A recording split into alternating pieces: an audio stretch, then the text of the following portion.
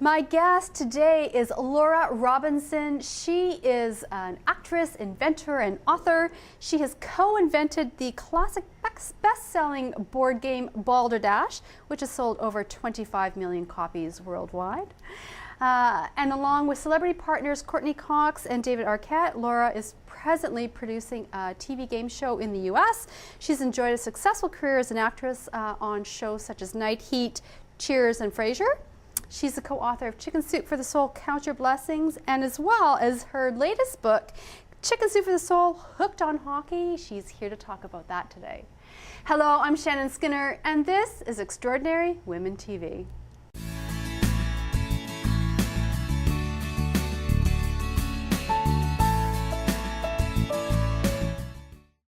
Now, later in the segment, we'll take a break, and at that point, I have my Good to Know Minute, and I'm going to ask Laura what her top success tip is, and I'm really looking forward to this one.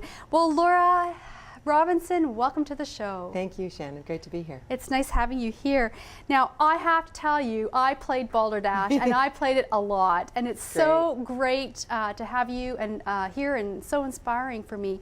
Now, Balderdash, I mean, you sold over 25 million copies. This is a game, it's been around for a while, Yes. a couple of years. 25. 25 years? Yeah. And so it's a successful game. How has this changed your life? I mean, what has it changed your life? What has it done for you in your life? It's a good question. I think, you know, it's an amazing accomplishment, and I feel really proud. I often say that I've been selling laughter for 25 years. And you know, we created it very quickly. It happened within a year, the inception of the idea to product on the shelves. So it was kind of a whirlwind, but because it's had this staying power and it's such a fun game and generations can play it together, I just feel amazing that so many people have enjoyed it all over the world, and I get stories, and I never get tired of hearing people say, "Oh, we play it every Thanksgiving with, you know, my grandmother and my aunts and uncles, and kids can play, kids can win." I started to think, I think that's why I invented it, because I played it as a parlor game. It was called the dictionary game, and I loved the game, and I could actually win the game. I could bluff people, and I could guess the real words, and it's fun when you can do that when you're a kid. So that's sort of the inspiration behind it then? Definitely came. It was based on a game that I played just with the dictionary. So you look up a word and say what the word is, and everybody writes down their phony definition. I write down the real one, read them aloud, and you have to guess what you think is the right one. And people guess yours, you get a point. If you guess the real one, you get 2 points, and so on. So we boxed that and made sort of a great version of that with funny words, and researched to get great unusual words, so it was easier to play. But it was just a great idea that had been played for years and years, so it was kind of had already been play tested for all those other years. So congratulations to you on that success. Now, something that's interesting about you is that you have, I mean, not only created one of the most popular board games out there, but you do other, you wear other hats. I mean, you're an actress, you are an author, you're a speaker, but something that's also a big part of your life too is music.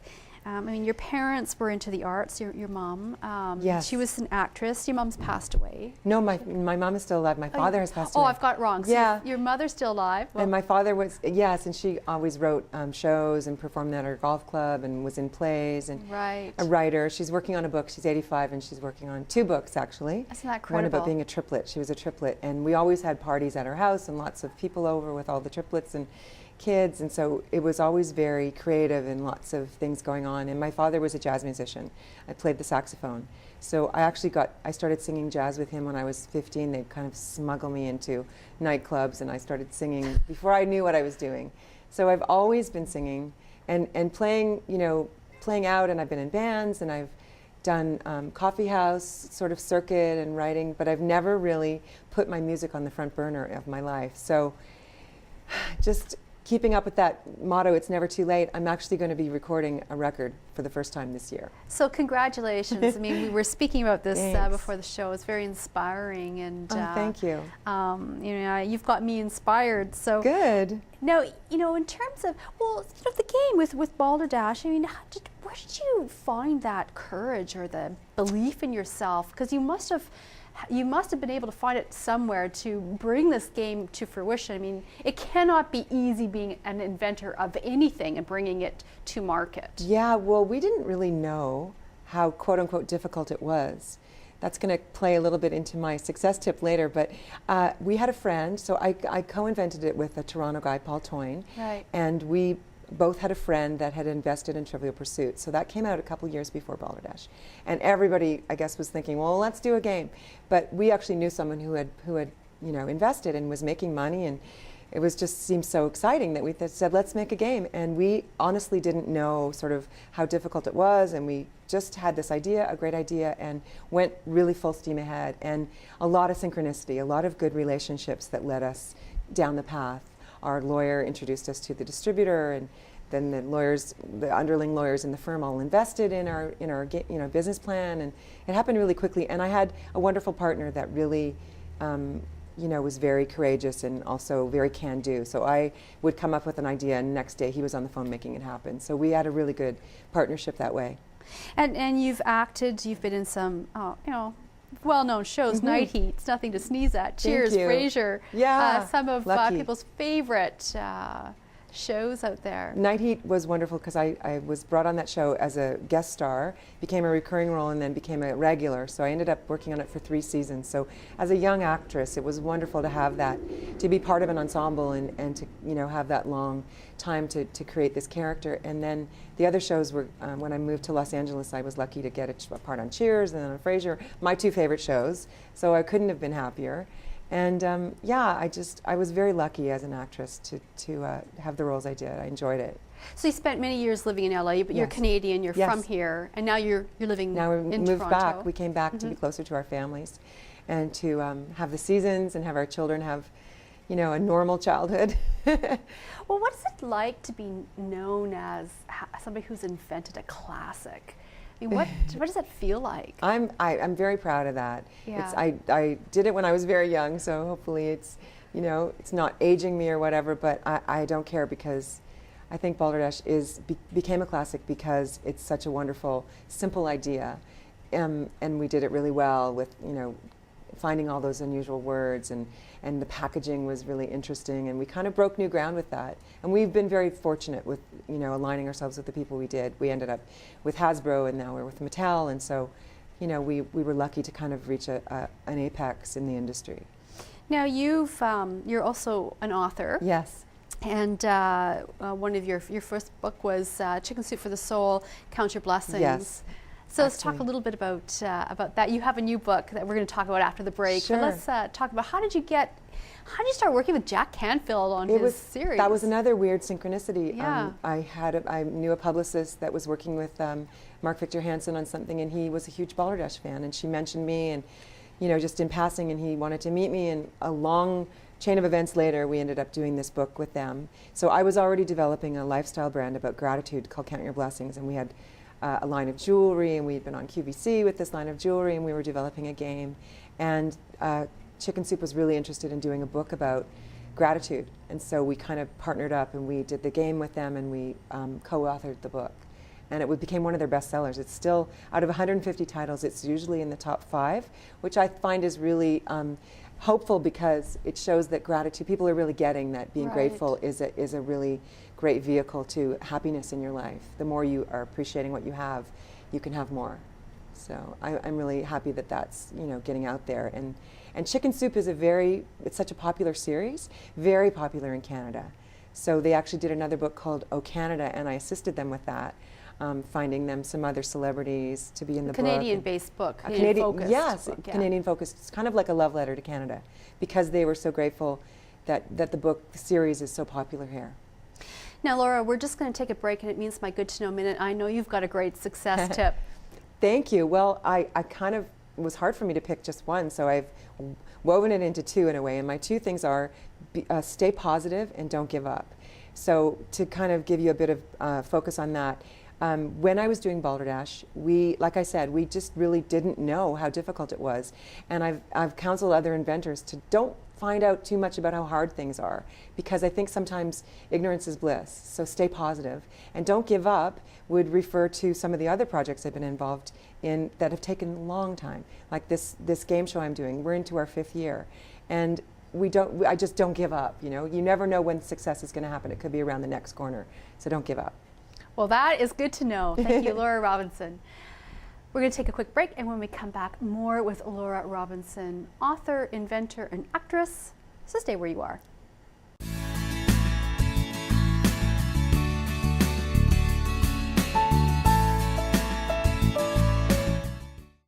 Welcome back to the show. I'm Shannon Skinner, and I'm speaking with Laura Robinson, actress, author, and inventor, and she co-invented Balderdash. Now, Laura, I'm really enjoying this conversation with you, and I'm so grateful that you're here. Gratitude is something that's very important to you. Yes. Let's talk. You know, before the break, we were talking about Chicken Soup for the Soul, yes, and your involvement with the series of books. You have a new one. I do. That's out. Let's talk about that. Okay, it's called Hooked on Hockey. Right. My son came up with the title. And it kind of fell into my lap in a weird way. I was helping them with the book O Canada, which Chicken Soup did a specifically Canadian book. They're very popular.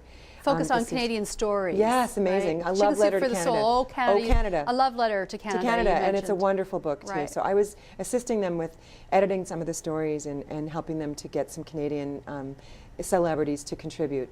And we got so many stories about hockey. They were fantastic, but we weren't able to use them all. So I mentioned to the publisher that I just said, you should do a book about hockey. And she called me up the next day really excited and said that she had been talking to Simon & Schuster about something else and mentioned this idea, and they freaked out and they wanted to do the book right away. And did I want to co-author it? So it's a little aside there. I remember when I was helping with the O Canada book, I was doing it for free just to help them. And then my husband was like, why are you doing all this work? And I said, well, I'm enjoying it or whatever. Labor of love. Labor of love, but interesting how things come back to you. Yeah. So I had no idea that was going to end up being, a great relationship. And anyway, just I kind of veered off topic there. But so she asked me if I would do it, and I said, absolutely, I would love to. So not knowing a lot about hockey, just basically I'm a hockey mom because my son played select hockey and I went to all his games and I learned so much from that. But I really enjoyed this whole process, and the stories are fantastic. So we have stories from celebrities. So we have Matt Duchene, who's from Halliburton. He's on the Colorado Avalanche. Gave a story about how important his family were to his career. A couple of other NHL guys, but then someone recommended I speak to some Olympians, Canadian Olympian women's hockey players. So I have a story with Cassie Campbell and Hayley Wickenheiser, who are both the captain of the 2 teams that went to the Olympics and gold medalists. So we have celebrities, we have real people, and there's just stories from sort of every aspect about hockey. Well, and hockey is a very Canadian topic, but not just. No. So this book is far-reaching. Absolutely. I was expecting, when I got the project, I was so expecting most of the stories to be Canadian, but we got more stories from the States. So from Pittsburgh and Chicago and Buffalo and California. So we don't own hockey. No, not anymore. I think it's really catching on everywhere. I mean, there's teams everywhere, but I think a lot of kids are getting involved with it more in the States as well. But a lot of great stories from Canada. So many about, skating on pond. I loved all the stories about outdoor hockey. What story has inspired you the most or touched you the most in this book? There was one story that I loved from an NHL player named Vinny Prospel, and he was from Czechoslovakia. And his story, we called it Eat My Shoes, which is a funny title, but he always wanted, his father was a Czechoslovakian professional player.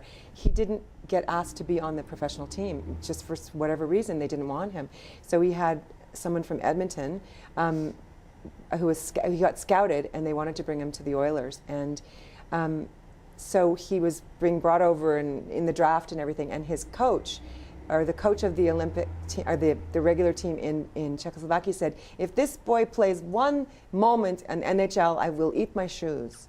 And so it became this motivating thing for him, that they really didn't believe in him, and he believed in himself so much that he was willing to leave home and come to Canada and train, and has an amazing career in the NHL because of his courage. And he always said that, I wanted to prove them wrong.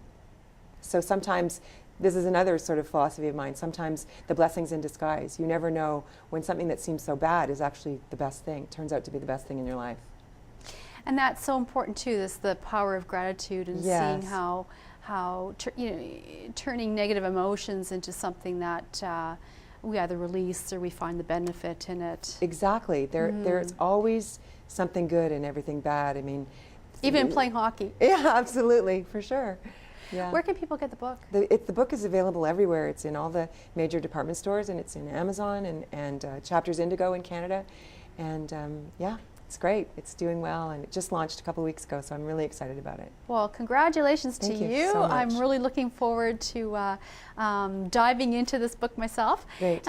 If there's anything that you wanted to share that we've not touched on, we have a moment. I just, I would encourage everybody to follow their creative sparks, because like we talked about, the passion of music and kind of coming around to this, even though I've been doing it all along, it's been the one thing that I didn't really focus on. And so I just really encourage people to follow their passion, because you'll find that's the thing that gets you out of bed in the morning. And as you get older, it's the thing you want to enjoy your time. And so doing what you love and loving what you do. I'm actually doing a game right now with a company called Life is Good, and one of their slogans is do what you like what you do. So that's kind of become a mantra for me. Well, you are very inspiring, and you've got me inspired. I'm so glad. Well, vice versa. You inspired me when we met, so thank you for having me. Laura, I've enjoyed this time, and good luck with the book. And I'm going to catch up with you in the very near future, and we'll see. We'll do a little catch up and see where you're at with all of your projects. Oh, thank you so much. It'd be great. Love it. I have been speaking with Laura Robinson. She's an actress, author, and inventor. Her latest book is A Chicken Soup for the Soul, Hooked on Hockey. So you can get that in your nearest bookstore. Now you can find out more information about Laura on my website at extraordinarywomentv.com. You can find out more information about past guests, about the show, about me. You can contact me through the website. Again, it's extraordinarywomentv.com. Well, if you are interested in transforming your life, I hope these stories inspire you. You've been watching Extraordinary Women TV. I'm Shannon Skinner. See you soon.